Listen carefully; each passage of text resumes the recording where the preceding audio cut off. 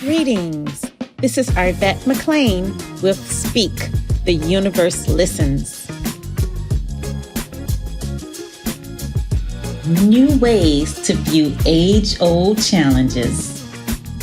Change your thoughts, change your life. Step into the bigness of you.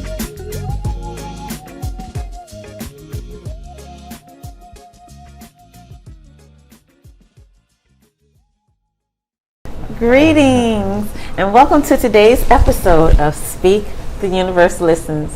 Today's topic is breaking cycles. And I have Teron joining me, Rodney, and Steven. Hey.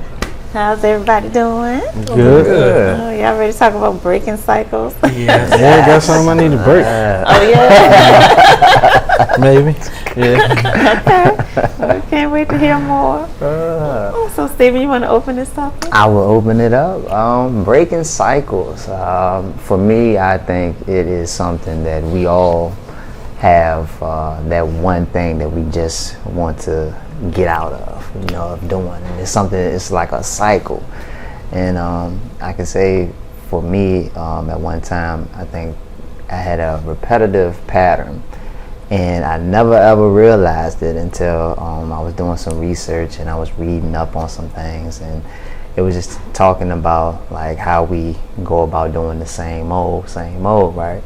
And so I'm like, okay, so I'm tired of keep getting the same old results. And, like I want to experience something new now. I want change. So I noticed that every time that I thought about something, right, that thought came from what I grew up with, what I know. And then over the years, I was sort of programmed to just, this is it, you know what I'm saying? And so my cycle just continuously kept going and going and going until one day I was like, all right, that's it. Let me do some research. And I did some research and I realized that what you think about, right, you have this in your mind, and then it becomes something that's memorized, right?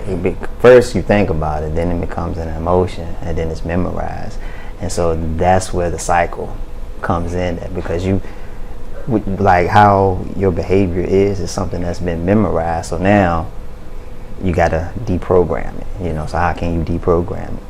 As soon as you're aware of it, then it's like, okay, you take the necessary steps to making that adjustment.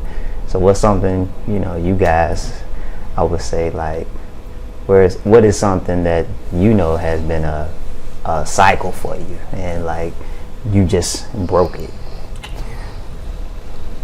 I'll be honest, for me it was self-doubt. I would place a lot of self-doubt on myself, and it would be whenever I would place self-doubt on myself on the idea of trying anything new or anything that I felt like I was too small for. But not small like physically, but like, I guess like emotionally and mentally small. Like, oh, I'm not prepared to do that yet. And it wasn't like, we started doing this podcast, and the more we did this podcast, the more I was willing to just do things and stop saying, well, you can't do it until this or you can't do it until that.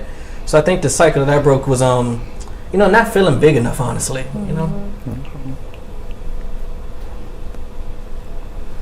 I'm thinking. Come back to me. Yeah, I'm thinking too. Like, I would have to piggyback on what Teron was saying, because for so long I was just, a depressed person. So I guess, in a sense, that's like a learned behavior pattern, or not loving myself.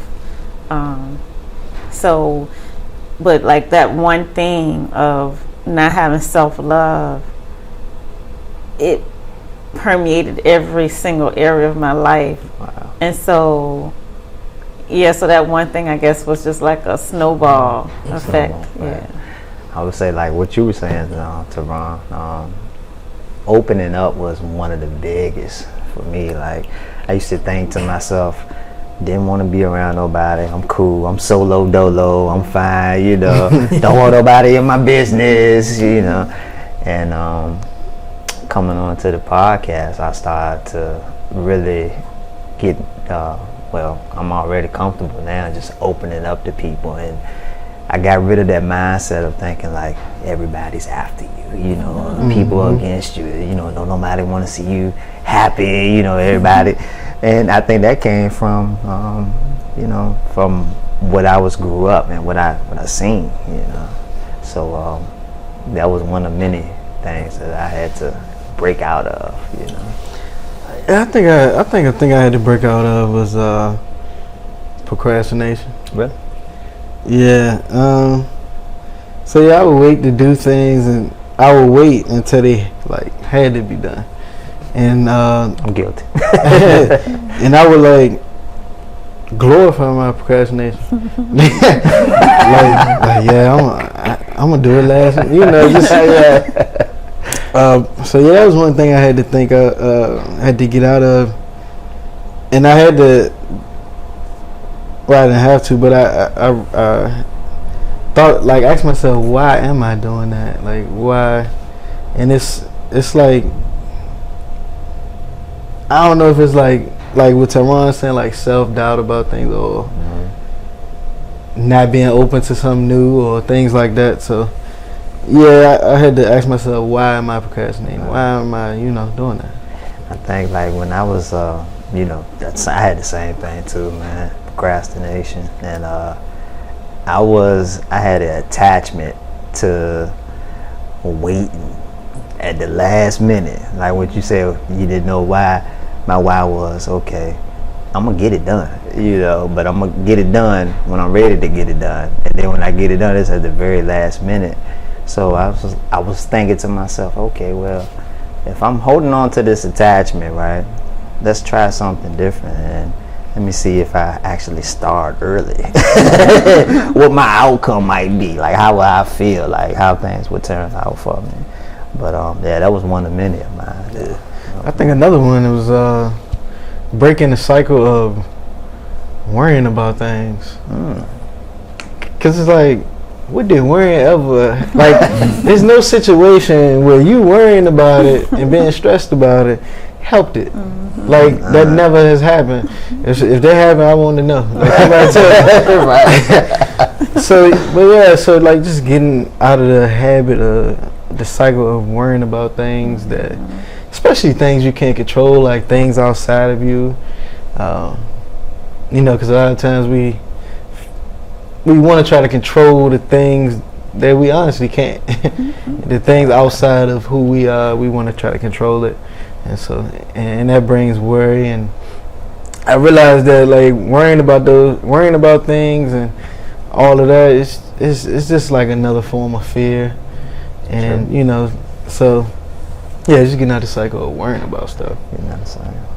Cool. See, for me, it was kind of interesting because I think I kind of combined both of those things that you mentioned, the fear, like that worrying aspect and procrastination, but on the opposite end. Like, I've never been one to procrastinate, but I do everything, like, immediately. Like, if you ask me to do something, I'm going to get up and do it, like, at that moment. And so I've been working on giving myself, like, the space and the grace, you do things in your own time, but at the same time, make sure it gets done in a timely manner. Because I think so often I would, I don't know. No, actually, I do know. I would do things fast, and I would do it early because I needed everybody to say, all right, well, I know that when I asked Teron for this, I can always count on him to do it. It's going to be done Johnny on the spot. And that was, I don't know, it's like that was something I had to pride myself on. So it was that feeling of releasing. The cycle I broke was releasing that cycle of feeling like I need everybody to acknowledge me as that. I think is where I got to. So we're talking about breaking cycles. So, like how? Yeah, how did you guys? And I want you to also, when you conceptualize or figure out how you broke it, like to say, did you break it from a third dimensional, fourth dimensional, fifth dimensional reality?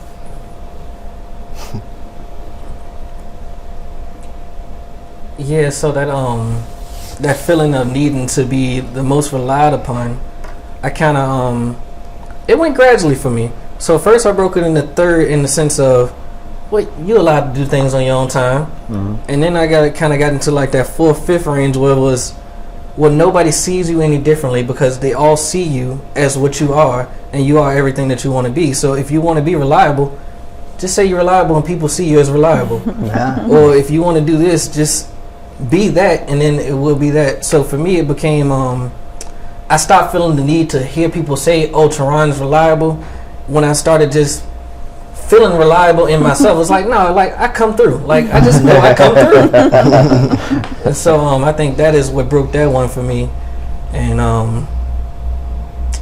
that's another one, real trivial, but sleeping. Like I struggle to like sleep in. Like that is a thing for me. Really? Yeah, like it's just like how you explain what a cycle is. You know, you do something once, and then it becomes an emotion, and then it becomes like what you do, repetitive. And that's what was happening. I got up early, like as a child. Then it became like, oh, I like to be the early bird, Right. and then that became like the thing for me.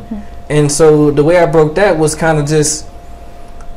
It sounds wild. I stopped thinking time exists. Like, and I really stopped thinking time exists because it was things I couldn't explain anymore. Like, the idea of like, once I started like breaking the idea of like daylight saving is just for farming, it was like, don't need to like sleep in. I don't need to get up at a certain time, man. I'm not going to farm nobody work.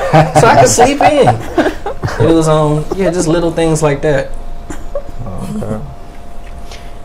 For me, I think I broke the cycle of worrying when I realized that the universe always provides. Mm-hmm. Like, now why am I sitting here and stress myself out about this when I know it's gonna be okay? And then when you think about it, you know, most of the time where you felt something was, you know, felt down or something wasn't right or whatever, Right. you was eventually okay. That's true. Like you can't tell me, you know, what you was worrying about a year ago on this day, because you don't remember. You eventually was okay after that. Right. So yeah, I just stopped worrying when I realized that, hey, the universe always provides, and I got the ability to shift anything that I'm feeling or anything that's happening in my life. I got the ability to change my energy on it, change my thinking, and that will change what's happening or what's in front of me. So I guess fourth. I think that's very fifth. Okay, Very fifth dimensional. And I would say mine as well was probably fifth dimension, even though I didn't know nothing about that back then. Right. Because it was that realization that I'm connected to everything and that God runs through me. So that was when I first had that realization, like, because you so often if you talk about self-love, people would be like, well, what do you like about yourself? You know, think about things you're good at and, you know, stuff like that. And so people are encouraged to love things about themselves. But the problem with that is, what if those things change? You know, like what if you can no longer play basketball, or what if you lose your mental capacity and you can no longer solve big complex problems, or whatever the thing is. What if it changes? What if you're like, oh, I have beautiful eyes, but then something happened to your eyes, you know? So it's nothing. I think it's beautiful to be in gratitude for the things that, you know, you see yourself as good at or whatever, but that can't be the reason why you love yourself, because that's conditional love. And so it was me realizing that the reason why I can love myself is because I'm connected to God. I'm that divinity runs through me. And once I had that realization, then I was never not in love with myself anymore. Now, I still had the same behavior patterns that, you know, it took me a while to, you know, for it to seep through and change my different behaviors, but it was that realization that caused me to be like, oh, okay, I do love me. I would say one of many was lack, because I came from, you know, just growing up, just knowing nothing but lack, you know. And I think as I got older, I realized for myself that every time a situation came across me, and it wasn't something like pleasant, right? I automatically go into lack mode, like, dang, you know. And I start thinking logically, right? So I'm thinking, well, dang, how am I gonna fix this? Like, yeah, I don't have this, so I can't fix this problem, you know. And then I started to worry, and eventually I got to the point as to where I realized that, and you said it too, you know, the things that I cannot control, I just need to just let it go. But I noticed that for me, I was trying to control my circumstances, and it was the circumstances that I couldn't control, you know, I was trying to control it. So when I got aware of the pattern that was going on, I got tired of it. I realized that, and I said, you know what, all right, so let me go ahead and go back and look at what's not working. And automatically the worrying is not working. Trying to control it is not working. So I think that when we are aware of what's not working for us, and I mean just being aware in general, when you are aware of what it is that you see that you may not like or you may like, right? Just that awareness alone can break a cycle that you have, because you know, okay, what the problem is. It may not be a problem, but it could be something that you see, right? And you recognize it, but just the awareness alone can sort of shift you to do something differently. And do you see that as third, fourth, or fifth dimension? That lack thinking was third dimension. No, I mean your method of breaking your repetitive cycle or your cycle. That was like fourth dimension, going into fifth dimension. Okay, I would say third or fourth. Okay. Yeah. So a lot of times we do think that we have to come into awareness of things, and we got to, go within and figure out like what's going on, and in order to fix it. So that's very third dimensional. Like whenever you're like trying to fix yourself, or you're trying to go back and dig up, and nothing is wrong with third dimension. Like that's how we live our lives. We've been doing that, but we are like talking about ways to start shifting into fourth and fifth dimension. And so, like the thing to do really is to just put your mind on what you want. And you keep your focus on what you want, and then you will start losing what you don't want. Like it'll just start dissolving or whatever. So trying to think of an example that anybody said. What's a pattern? Like somebody could constantly have poor mate choices. That could be a cycle, right? And so you could be like, why do I keep choosing these poor mates? What's wrong with me? Or sometimes you'd be like, what's wrong with everybody else? Why do these crazy people keep coming? I don't think nobody in this city. So sometimes you put it out there, but a lot of times we'll say it's us, and we'll be like, what's wrong with me that I keep attracting these bad mates or whatever? And so like that's a very third dimension. Something's wrong with me.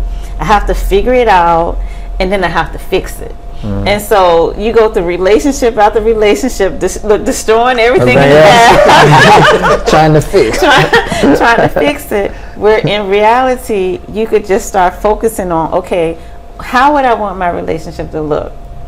How do I want to feel? And then start feeling those things now. Start feeling the love that you want to feel. Start feeling the care that you want to feel. Start feeling the type of conversations, and wherever those conversations are already happening in your life. So let's say if I have a real good conversation with you, like we can talk about stuff all day, but I keep coming up with men and they seem like they can't or whatever. So instead of me focusing on these people who can't or are unable, I'm gonna focus on, well, I love these conversations that I'm having with you, and just feel that, and you just start feeling whatever it is that you want to feel more of. And instead of thinking like something's wrong with me, think about all the things that are right, and you start feeling more into that, because you're going to get more of whatever you're being. So if you're being wrong, if you're being something's wrong with me, if you're being, I'm not patient enough, or I know I got to get over being patient, you're going to create more of things where you're not being patient. Like whatever you're saying, I've had so much trauma in my life, and that's why I can't do blank. Okay, well then you're now holding on to that instead of living into the new you that you want to be. Or I shouldn't say that you want to be, that you want to express more of, because we're all everything. Some things we express more than others, and the more we focus on the things that we don't want, the more you're going to draw that. Yeah, I wanted to circle back on that mate thing too, because I'm so far removed from it now, and I forget that was also like a pattern for me. It was common. I would often say to myself, like, my life is like a revolving door for women. They just come in and out, all day, just in and out. And it was I don't know when it happened, but it started clicking. I was like, well, these are some harsh words. Let's just let's not talk about that. Like, let's just see what happens. And then I started focusing on, like you said, like the things that you really enjoy. So I started just pulling what I liked. I like this conversation with you, and I like this conversation with you, and I really realized I just like experiencing new things with somebody cute. So I was like, well, let me I can just keep building that. And so I think that's kind of where I'm at now. It's not, I don't see my life as a revolving door for women now. Now I see life as just like a amazing way to have different experiences with different people, and I don't have to put a label on what we are. I don't have to put like a limit on, well, I need you to be this person for me in my life. I can just experience that experience with you and take that, and whatever happens. But at the same time, I feel like I'm creating what happens. So whatever happens, but it's what I want to happen. So I'm happening. Yes, you're happening. That's right. Well, I think something else is important too. And you said it too. I bet just being. And that was something that I learned, that when you just be, that's it. just be exactly what it is that you want. And that was something. One of the habits that I had was constantly thinking about what I don't want. And I kept on bringing in the things that I don't want. And I was that guy sit back saying, Lord have mercy, I keep getting the same old females, or I keep getting these same raggedy cars. Or it's just like the pattern just kept going and going.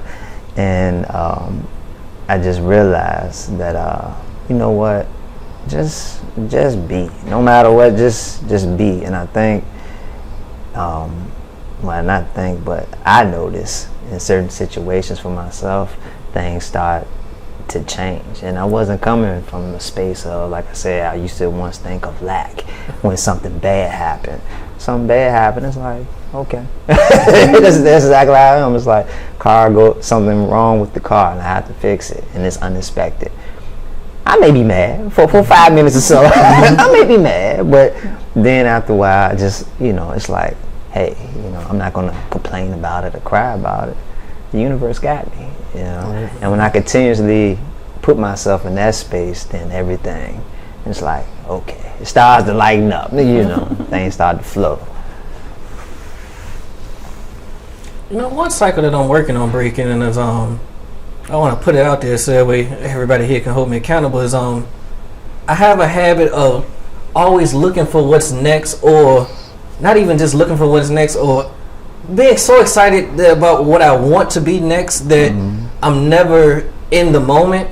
So in a sense, I'm never creating what I want to be next, because I'm always looking forward instead of like building what's here. So I think that is a habit that I'm trying daily to work on, Okay. So if you're working on it daily, what does that look like for you? Okay. So for me now, it's like you talked about having goals or whatever in a previous week.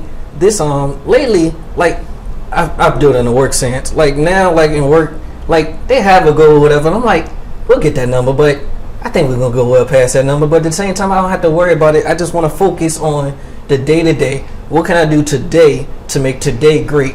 And then once today becomes great, tomorrow becomes great, and then the next day. So like every day, I'm kind of going into work like, all right, let's not focus on what we need. I try and focus on just that day and that moment and that assignment instead of the big end goal of we need to get here. Because I know if I keep being who I am here daily, then that day comes and we're already there. Now, do you have, in terms of your vision for that future day, what is your vision? What does that look like? I have no concern. Like I don't have a goal. It sounds wild, but like, I don't know. Okay. No, that's a lie. Because, now I'm at the point now where I'm cutting off that bar, but now I keep thinking here. And I want to stop thinking here and keep focusing on, well, what can I do to better myself in a day? Okay. End goal is to open up a school, make a school. I want to build it the way I want to build it. And so I know that that's my end goal, but at the same time, I want to stop saying that's my end goal because that's limiting me. So now I'm just focusing on, well, what can I do to learn something new today about schools? Or what can I do to learn something new about fundraising, which helps go to school? So I'm kind of trying to learn different things in a day and just build up skills because I never know where those skills will take me versus I need to learn how to do this to get here. Like now I'm making this like the moment instead of that the moment. I think is how I'm functioning on the day to day now. Okay. It's tough. It's tough. It's because I think especially like when you start, man, I'm just rambling, but I think especially when you start just really thinking and like you really like open up your mind to things, it's so hard not to think, oh, I can't wait until I get here now because I know how to access it. It's like, oh, if I know I'm the source of all it is, then I know I can get like $1 million. Like, but excuse me, now I had the issue of, but I know how to get it, so I want it now, like right now. But I'm like, but I have it now. I just don't. I'm not acknowledging it now. So, and then me saying I want it is me not acknowledging that it's there. And that's the tough part. Okay. I'm trying to think what's something you can hold me accountable for, man. For me, I would say I would like I would put myself last, and I try to make sure that everybody else is good, from family to friends. If anybody need me, I try to make sure that I be there. But sometimes it puts me, it's a cost for it, Like, let's just say somebody really needs something from me, and I know I can get it for them. I will go out of my way and get it for them, but then sometimes it leaves me on the back burner. Long as they are okay, that's fine. I'm cool with that. That's the goal. I want them to be fine. But then at the end, I sometimes might be over here like, okay, now what? So I would say that's something that I work on continuously. I learned, and I'm still constantly doing every day, that what's the right word? Should I say like knowing my limits when giving? I guess that would be the right thing to say. But I learned that sometimes you just don't. I don't really have to always constantly break my neck to give. All I need is just love, And that's a challenge sometimes because, like, I still want to give you what you want. I still want to give you what you want. But I understand that all you need from me is love, if that sort of makes sense. So, yeah, Stevie, it's interesting you say that because that kind of sounds a lot like the same thing that I kind of described that I had to work through. And it was actually a conversation with Anavette that kind of helped me get through that. It was, I remember calling, I was like, yeah, I just feel like I need to be here for this person, to be there for that person. And she reminded me that, the best way to really help somebody is when you truly feel like in your power that you want to help them. So I think the best way, what I would recommend for you is to take a step back when somebody asks you for help and really evaluate, well, does this make me feel good if I do this? Because when you help somebody and you don't feel good about it, then it didn't really solve the issue. It kind of you kind of hindered them in a sense, because you didn't benefit from it, nor did they, because now you took this lesson from them and you don't have any good feeling about it. And it's just like like now you just did all this stuff. You tired, you wish you didn't do it. They didn't learn anything from it, and that wasn't what was needed from them at that time. And so I think that is kind of what I learned from that was, you help people when you feel it in you, not just when somebody requests it. Yeah, and I want to piggyback on that, because whatever it is that you want for someone else, you can fill yourself up with that. So you fill yourself up with, if you want to help somebody financially or whatever, you can fill yourself up with feeling abundant, right? And then you spread that to them. And so from your power, when you're in your power, you'll know exactly what to do. When you're helping from your ego, which is what it sounds like, when you're helping from your ego, you do have limits. Like you were saying, like, I have to know my limits of how much I can give. But if you're God, if you're in your divinity, there's no limit. So we often help or act from, our third dimensional selves, where there are limits. But if you're acting from your full onslaught self, there's no limit. So you wouldn't be tired. You wouldn't be you wouldn't have taken too much out of your cup if you're acting from a place of power. So your cup will continue to be replenished. That makes sense. And I think too, you talked to me one day, man. We were talking on the phone one day, and I was dealing with somebody in my family, and I was like, you told me, you was like, you just got to come from a place of love, and it got to be something that you feel is something that you want to do. Because if you're doing it and you don't feel like you want to do it, like you said, what's the point of? What's the point of doing it? But yeah, that's one of many things that's like I'm tweaking up a little bit. And I'm not gonna say much else, but both of you use the word tough and hard and challenge, and nothing wrong with that. But just remembering that you are the creator, right? So you're creating it with your very words. So if you're saying this is tough, it's tough for me to envision enjoying my day. That's like contradict. Yeah. So the thing is, whatever the words that you're saying, the feelings that you're feeling, that's what you're creating. So the more you repeat, yeah, this is tough, this is a challenge, I'm bumping up against my limits, everybody out there is a problem with them, stuff is a struggle. Like, we say these types of words all the time, and the more we say it, the more we're creating it, we're locking it in, like, yeah, this is a struggle. When really, if you're in your power, you're in your divinity, how can it be a struggle? And the only thing you have to do is see it the way you want it to be. Just see it, and then that's what you'll start creating. Or you are created automatically as soon as you see it. You're creating it, but then you bring it into the physical realm the more that you can see it. Thank you. All right, so I like this topic. All right, did you have anything you wanted to say, Rodney? Y'all said a lot. All right, well, thank you guys for joining us. Thank y'all for joining me, and thank y'all for joining us. So we'll look forward to speaking with you again next week.